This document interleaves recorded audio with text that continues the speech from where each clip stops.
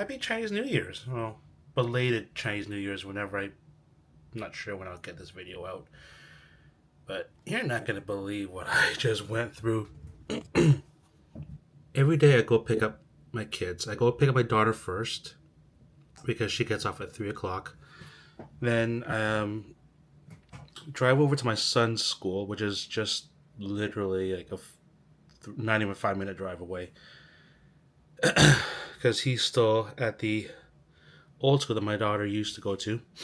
When we pull up to my son's school, I drop off my daughter because she goes into the school grounds and she waits for him there while I'll just be parked on the streets. We're not allowed into the parking lot anymore. Now, across the street from the school is, I think it's a low income apartment building. Even before, like my kids always reported that they always see police, ambulance, fire trucks there. So I should have known better. As I pull up, my daughter did not notice because she runs to the right, and I'm looking left, and there's this guy, and he's lying on the floor in the snow, and it's bloody cold out. It was probably like -5 that day, but adding in the wind plus being my apartment building, it can get pretty chilly. And he's just lying on the ground. But one of the other parents got out. He went over and he checked on him, and he was not getting a response, and this did not seem very good. So I went over. And by then, there's another lady had pulled up, and she also asked to check on him. I did my best. I yelled in his ear. I shook him a little bit. I was getting no response. His eyes were like this, but I can look. I can see his pupils were like rolled. His eyes were rolled all the way to the back of his head. I was trying to check for breathing. I put my hand right by here, his nose, and it was so windy I couldn't feel a breath. I could just feel a bit of warmth on the tip of my hands, and I assumed, okay, so there's some kind of breathing, but I could barely see his chest. I can barely see any movement in his chest at the time. And coupled with the fact that, yelling and into his ear and shaking him got no response whatsoever. I didn't not. This did not look good. So, thankfully, at the time when that lady pulled in, she'd already done 911. The 911 operator actually said, "Go find an AED. Go find a defibrillator. Just be at the side. Anyone with CPR. I actually do have CPR training. Is just I wasn't really prepared to do it at the time. So, despite being certified, I wasn't in the right frame of mind to actually do it. So I should have known better though.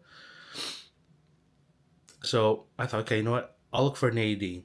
I know the school has one, but the school, I know exactly where the AED is. It's right by the office, but it's at least a good like 300 meters away. That's a long distance to go, and that's gonna take a lot of time. So, but at least the apartment building was right there. I figured they should have. Oh, leave me alone. So the apartment building was right there. It was like only like 90 meters away, not even. Like the front door was right there, and I figured they should have an AED. Go inside, can't find one by the door. I walked all around the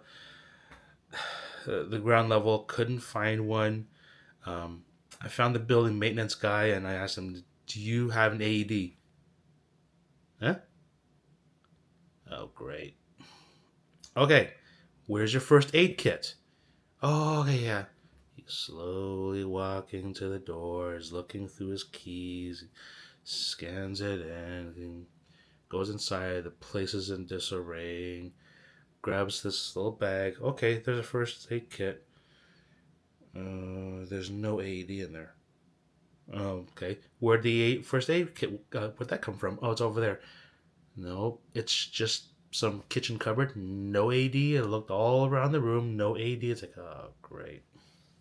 Okay, fine. I'll run over to the school. I'll make a dash for it. I mean, for God's sake, someone's life is probably hanging in the balance here. Get outside. So there's all these people was standing around watching, and get outside. Okay, police is there, ambulance is there, fire department is there. They've got an AD. No, they've got a handle. It's fine. That's when one person said, "Oh, by the way, the guy's up." Excuse me, he's up. All that yelling and shaking him around that didn't get him up. Like, what the hell did these guys do? They put on the sirens and he heard that? I don't know. All of a sudden, he's up. He's up and about. I saw him. He was standing. It didn't look like he was injured or anything. So, oh, that running around. Then it started dawning on me. Oh my god, this guy was high on drugs, wasn't he? He was half passed out because he was high. And here I was thinking that he was potentially on death's doorstep. I'm running around like a freaking headless chicken. But whatever. I'm running around looking for an AED as instructed by the 911 operator and couldn't find one, and the guy was just fine. Now it looks like they got him in the back of the cruiser. He was probably drugged up. I mean, they're not having him checked out. He's not in the ambulance being taken to the hospital. Shit, this guy's right by a school, goddammit. It's bad enough to scare the shit out of me, thinking you're half dead or half frozen. Yeah, and they're taking him away.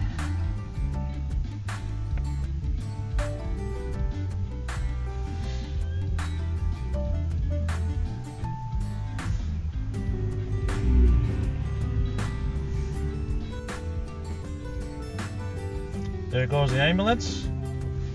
And, oh, no, they're not taking him away. They're just having a chat with him or something. Cruiser just pulled into the roundabout inside the apartment complex. Happy Chinese New Year's to me. This happened on the eve of Chinese New Year's, and it's sort of, I was thinking, oh, okay, is this a bad omen for something? I don't know, but well, we only got one of these. But that's the beauty of being married. You don't get these anymore except from your parents. And if anything, you hand them out now. So that was my Chinese New Year's.